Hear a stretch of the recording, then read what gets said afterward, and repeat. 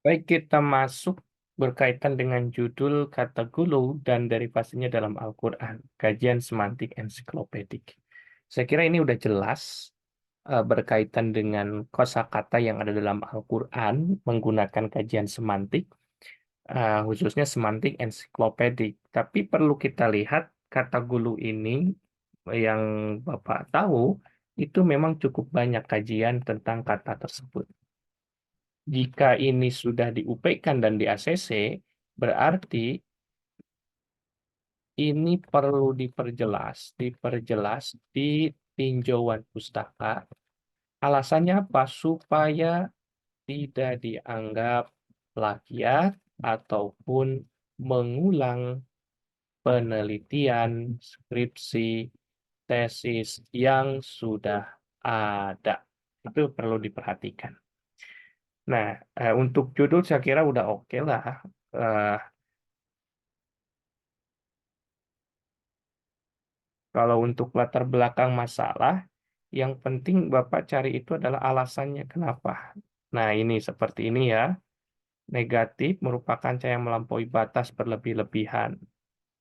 Israf berwajajarnya. Seluruh kegiatan manusia harus sesuai norma, tidak melanggar hukum dan ajaran agama di dalam agama Islam. Manusia akan mengungkapkan sifat aslinya jika menggunakan akal dalam segala hal. Tentunya dengan bimbingan wahyu, jadi jika manusia bertindak tanpa menggunakan akal, maka ia sama saja dengan binatang.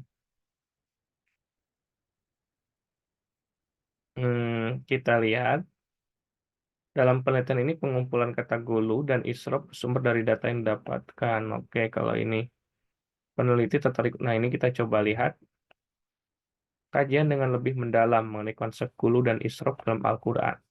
Sebagai perusak akidah dengan mengerti bagaimana konsep gulu dan israf dapat merusak akidah dan diharapkan dapat mengambil pembelajaran ayat gulu dan israf yang keduanya berarti berlebihan atau melampaui batas agar jangan sampai bersifat gulu.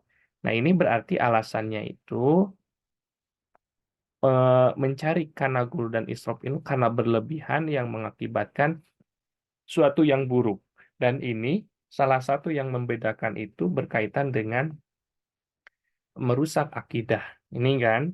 Nah, oleh karenanya perlu jika ada, kalau nggak masalah sih. Jika ada tambahkan contoh, di sini misalnya, tambahkan contoh, kita ini ya. Jika ada, tambahkan contoh yang mengaitkan atau menunjukkan bahwasanya hulu atau israf merusak akidah, merusak akidah yang dijelaskan dalam ayat Al-Quran atau barangkali dari penafsiran para mufasir. Itu boleh. Nah, itu ya. Nah, kita lihat rumusan masalahnya. Apa makna dasar dari kata gulu di dalam Al-Quran menurut semantik ensiklopedik? Apa makna relasional dari kata gulu dalam Al-Quran menurut semantik ensiklopedik? Bagaimana sikap menghindari dari sikap gulu perspektif Al-Quran? Nah, ini perlu kita lihat ada ini satu menurut semantik ensiklopedik, yang ke satu masih, yang ketiga menurut Al-Quran. Ini jadi pertanyaan sebenarnya. Jadi pertanyaan, apakah menggunakan metode lain, misalnya menggunakan menggunakan teori dari Al-Farmawi, atau lebih kepada mengambil hikmah dari makna yang telah diungkapkan untuk menghindari kata gulung. Kalau misalnya asumsi Bapak adalah berkaitan dengan sikap hikmah yang diambil dari pernyataan-pernyataan ini, berarti ini sama dengan kalau dalam istilah Izutsu itu adalah apa namanya itu point of view-nya itu untuk Weltanschauung-nya kan untuk apa diambil, tetapi lebih kepada mengambil aspek menghindari dari sikap gulu. Nah, ini oke-oke saja sebenarnya, jadi tidak ada permasalahan.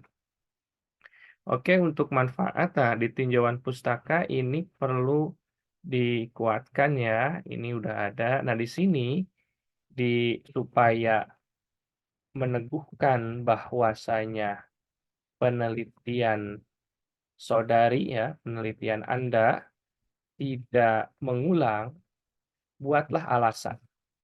Contoh misalnya, setelah mengumpulkan data-data penelitian yang berkaitan dengan hulu, maka penelitian penulis dengan penelitian sebelumnya menunjukkan adanya perbedaan.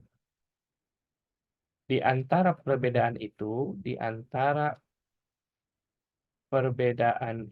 adalah bla bla bla bla bla. Nah, itu misalnya adalah bahwasanya, dari aspek metode menggunakan semantik ensiklopedi ensiklopedi. Sedangkan penelitian sebelumnya menggunakan, apa namanya itu, tafsir maudhu'i, semantik Toshihiko Izutsu misalnya kan, Izutsu dan lain-lain, itu bisa ditambahkan. Selain itu, dari pencarian makna memiliki karakteristik yang berbeda, memiliki karakteristik yang berbeda karena penelitian penulis misalnya, penulis bertujuan untuk mengungkapkan keterkaitan antara hulu dan perusak akidah. Nah, ini kan, ini untuk menunjukkan penelitian Anda dengan penelitian sebelumnya itu berbeda. Nah, itu ya, berkaitan kerangka berpikir, ini udah memasukkan, oke, semantik ensiklopedi udah, nggak ada permasalahan. Nah, ini ada landasan teori, definisi, sejarah, ruang lingkup, metodologi, metode, ya ternyata kan menggunakan metode tafsir maudhu'i ya. Jadi nanti itu perlu combine dengan beberapa penafsiran dan langkah-langkah yang lebih spesifik. Berarti ini perlu diperhatikan. Karena ini ada metode tafsir maudhu'i. Lalu apa ini ya? Makna kata gulu dalam Al-Qur'an. Oke, kesimpulan. Ini oke ya, metode penelitian.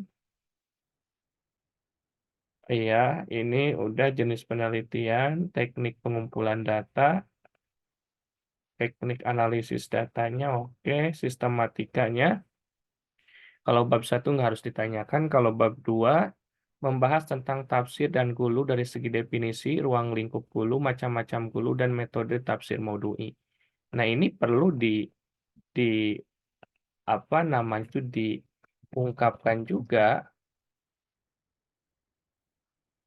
tentang bentuk metode penafsiran Al-Qur'an selain dari tafsir maudhu'i, berarti kan ada semantik secara umum. Maka ini juga harus diungkapkan. Nah, lalu bab 4 analisis, intinya untuk analisis menjawab dari rumusan masalah. Jadi silakan hanya tinggal proses mengumpulkan data-data itu untuk menjawab dari rumusan masalah.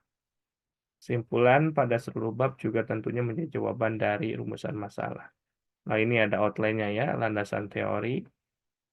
Oh, ini udah oke ya, udah ada ternyata landasan teorinya udah oke. Penelaahan, oke, makna gulu dalam Al-Qur'an, menghindari sikap gulu, konsep gulu dalam Al-Qur'an. Oke, saya kira ini udah bagus ya. Tinggal hanya proses pengerjaannya secara umum. Ini tinggal ditambah-tambahkan yang kurangnya untuk menguatkan penelitian.